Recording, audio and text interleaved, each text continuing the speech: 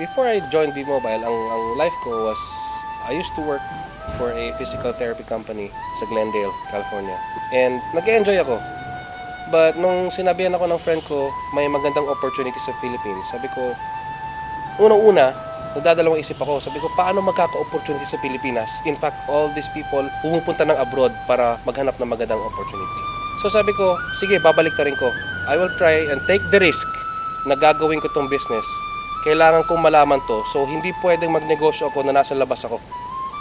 Kailangan uwian ko to para malaman ko mismo kung ano ba talaga ang V-Mobile. Nung nag-start ako sa V-Mobile,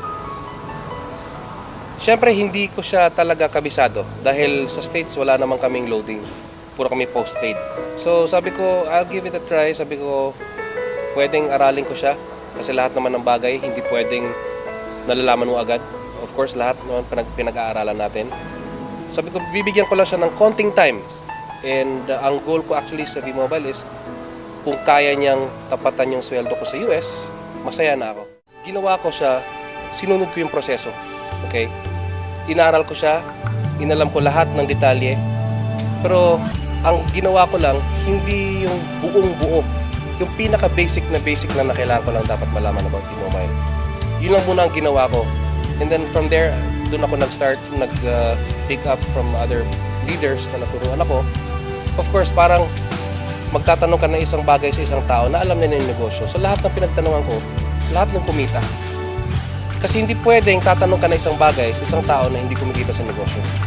Eh, hindi naman pwedeng matuturuan ka ng maganda doon dahil, of course, yung mga bagay na yun will always come from experience from people na kumita. Ang natutunan ko dito is by helping people, you're helping people earn. By doing that, ang outcome nun is what, kung ano yung naging nangyari sa akin. Now, dito pala, it's not all about pera-pera. Kasi kung sa ibang mga bagay-bagay, oo, pera-pera lang yun. That's for you. Sa akin kasi dito is when you help people, you help them earn, pati ikaw, damay ka talaga doon. So it was mixed emotion. Hindi ko siya, hanggang ngayon, I owe it all to the people na naging kasama ko dito sa negosyo nito. Ang rejections kasi, natutunan ko rin yan, nung before pa ako naging B-Mobile member, mas dumami siya na naging B-Mobile member ako. I understand, hindi ko naman pwedeng pilitin lahat ng tao to join B-Mobile. Kasi in reality, hindi lahat ng tao magiging milyonaryo. So this is only for the chosen few or for people na magde-decide na gusto talagang magbago ang buhay. Yun ang ginawa ko. Sa mga gustong sumali sa V-Mobile, dito kasi it will take a lot of time and commitment. Now kami kasi dito, sa lahat ng naging successful sa V-Mobile, yun ang ginawa namin. The process na sinunod namin, kaya naging milyonaryo yung mga tao is because they followed a specific process na ginawa namin lahat. Nag-invest kami ng commitment, nag-invest kami ng time.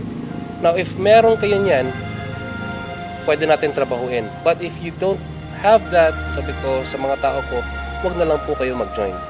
Mag-aaksaya lang kayo ng pera nyo. Now, dito kasi, once you decide on something, stick to it. Kasi it just really makes good business sense. Sa mga members na pumasok sa V-Mobile, lalo na yung mga baguhan, nandyan din ako galing eh. Hindi pwedeng hindi kayo maging successful sa isang bagay. The only key na maging successful kayo is you concentrate dyan sa isang area na yan. But if you do a lot of things na hindi related to the business, ang mangyayari kasi dyan, parang nag-aaral ka sa college, marami kang courses, paano ka mag-graduate nun? Ang dami-dami mong courses, not unless na super talino ka. Sa akin dito, ang ginawa ko lang, isang bagay lang pinocus ko, ito lang yung ginawa ko. And I think I'll be here for quite a longer time.